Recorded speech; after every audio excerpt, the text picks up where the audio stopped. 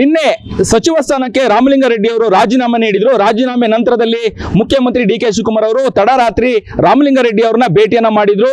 ಯಾಕಾಗಿ ನೀವು ಬೇಸರವನ್ನು ವ್ಯಕ್ತಪಡಿಸಿದ್ರಿ, ರಾಜೀನಾಮೆ ಕೊಟ್ಟಿದ್ದು ಯಾಕೆ ಅನ್ನುವಂಥ ವಿಚಾರವಾಗಿ ಒಂದಷ್ಟು ಮಾತುಕತೆಯನ್ನು ಮಾಡಿದ್ರು. ರಾತ್ರಿ ಊಟನೂ ಕೂಡ ಮಾಡಿದ್ರು ಅನ್ನುವಂಥ ವಿಚಾರಗಳನ್ನು ಕೂಡ ಸ್ವತಃ ಡಿ.ಕೆ. ಶಿವಕುಮಾರ್ ಅವರೇ ಹೇಳ್ಕೊಂಡಿರುವಂತದ್ದು.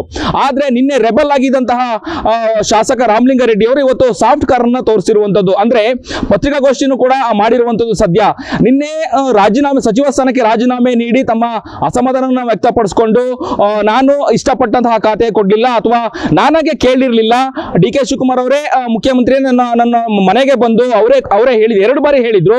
ಅದಾದ ನಂತರದಲ್ಲಿ ಈ ರೀತಿಯಾದಂತಹ ಒಂದು ಬೆಳವಣಿಗೆ ಆದ್ರೆ ನನಗೆ ನಿಜಕ್ಕೂ ಕೂಡ ಬೇಸರ ಆಗುತ್ತೆ ಅನ್ನುವಂಥ ವಿಚಾರವನ್ನು ಕೂಡ ಅವರು ಕೂಡ ಹೇಳ್ಕೊಂಡಿರುವಂತದ್ದು ಒಂದು ಕಡೆ. ಇನ್ನೊಂದು ಕಡೆ ತಾವು ಇಷ್ಟಪಟ್ಟಂತಹ ಖಾತೆಯನ್ನ ಮತ್ತೆ ಈಗ ಡಿ.ಕೆ. ಶಿವಕುಮಾರ್ ಮುಖ್ಯಮಂತ್ರಿ ಕೊಡ್ತಾರಾ ಅಥವಾ ಈ ಒಂದು ಖಾತೆಯಲ್ಲಿ ನೀರಾವರಿ ಖಾತೆಯೊಂದಿಗೆ ಬೇರೆ ಏನಾದ್ರೂ ಖಾತೆಯನ್ನು ಕೊಡ್ತಾರ ಅನ್ನುವಂಥದ್ದನ್ನು ಕೂಡ ಈಗ ಸದ್ಯ ನಾವು ನೋಡ್ಬೇಕಾಗಿರುವಂತದ್ದು.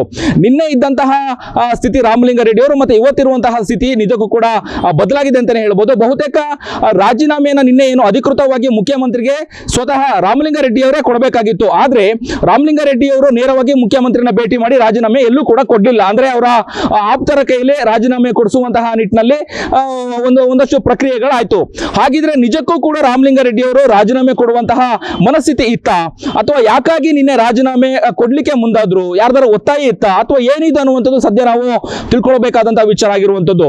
ಅಂದ್ರೆ ಈಗಾಗಲೇ ಏನು ಪ್ರತಿಧ್ವನಿ ನ್ಯೂಸ್ಗೆ ಸಿಕ್ಕಂತಹ ಮಾಹಿತಿಯ ಪ್ರಕಾರವಾಗಿ ಕೃಷ್ಣ ಬೈರೇಗೌಡ ಅವರಿಗೆ ಬೆಂಗಳೂರು ನಗರಾಭಿವೃದ್ಧಿ ಖಾತೆಯನ್ನು ಕೊಟ್ಟಿರುವಂತದ್ದು ಹೈಕಮಾಂಡ್ ಅನ್ನುವಂಥದ್ದು ಕೂಡ ಹೇಳಲಾಗಿರುವಂತದ್ದು ಒಂದು ಕಡೆ. ಇನ್ನೊಂದು ಮುಖ್ಯಮಂತ್ರಿ ಡಿ.ಕೆ. ಶಿವಕುಮಾರ್ ಅವರಿಗೆ ಈಗಾಗಲೇ ಕೃಷ್ಣ ಬೈರೇಗೌಡ ಕೊಟ್ಟಂತಹ ಈ ಒಂದು ಖಾತೆ ವಿಚಾರವಾಗಿ ಒಂದಷ್ಟು ಅಸಮಾಧಾನ ಇದೆ ಅನ್ನುವಂಥದ್ದು ಕೂಡ ಈಗ ಸದ್ಯ ತಿಳಿದು ಬರುವಂತಹ ವಿಚಾರ ಆಗಿರುವಂತದ್ದು.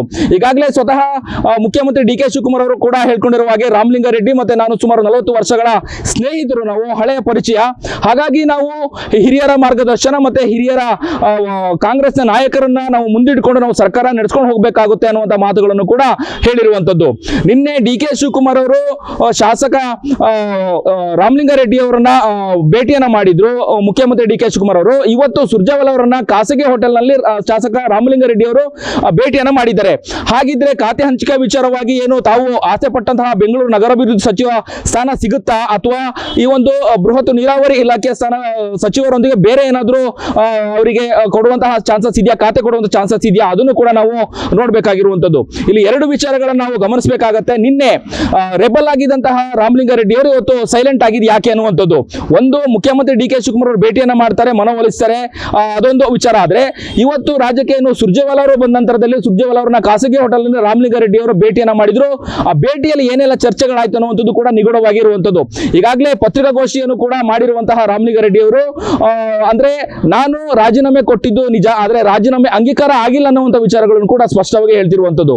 ಹಾಗಿದ್ರೆ ರಾಜೀನಾಮೆಯನ್ನ ನೇರವಾಗಿ ಮುಖ್ಯಮಂತ್ರಿಗಳಿಗೆ ಕೊಡಬಹುದಾಗಿತ್ತು ರಾಮಲಿಂಗಾರೆಡ್ಡಿ ಅವರು, ಯಾಕೆ ಮುಖ್ಯಮಂತ್ರಿಗಳಿಗೆ ಕೊಡ್ಲಿಲ್ಲ ಅನ್ನುವಂಥ ವಿಚಾರಗಳನ್ನು ಕೂಡ ನಾವೀಗ ಚರ್ಚೆ ಮಾಡುವಂತಹ ಪರಿಸ್ಥಿತಿ ಕೂಡ ಬಂದಿದೆ ಅಂತಾನೆ ಹೇಳ್ಬೋದು. ಒಟ್ಟಾರೆಯಾಗಿ ನಿನ್ನೆ ರಾಮಲಿಂಗಾರೆಡ್ಡಿ ಅವರು ರಾಜೀನಾಮೆಯನ್ನ ಕೊಟ್ಟ ನಂತರದಲ್ಲಿ ರಾಜ್ಯ ಕಾಂಗ್ರೆಸ್ನಲ್ಲಿ ಒಂದು ರೀತಿಯಾದಂತಹ ಒಂದು ತಲ್ಲಣ ಅಂತಾನೆ ಹೇಳ್ಬೋದು ಅಥವಾ ಒಂದು ರೀತಿಯಾಗಿ ಅಸಮಾಧಾನ ಅಥವಾ ಡಿ.ಕೆ. ಶಿವಕುಮಾರ್ ಅವರು ಸಿಎಂ ಆಗಿ ಅಧಿಕಾರವನ್ನ ಪಡ್ಕೊಂಡಂತಹ 2 ದಿನಕ್ಕೆ ರಾಮಲಿಂಗಾರೆಡ್ಡಿ ಅವರು ರಾಜೀನಾಮೆ ಕೊಟ್ಟಂತ ನಂತರದಲ್ಲಿ ಒಂದಷ್ಟು ರಾಜಕೀಯ ಬೆಳವಣಿಗೆಗಳು ಕೂಡ ಆಯಿತು. ಅದಾದ ನಂತರದಲ್ಲಿ ಹಿರಿಯ ಸಚಿವರಾದಂತಹ ಕೆ.ಎಚ್. ಮುನಿಯಪ್ಪ ಅವರು ಕೂಡ ತಮ್ಮ ಅಸಮಾಧಾನ ಕೂಡ ವ್ಯಕ್ತಪಡಿಸಿಕೊಂಡ್ರು.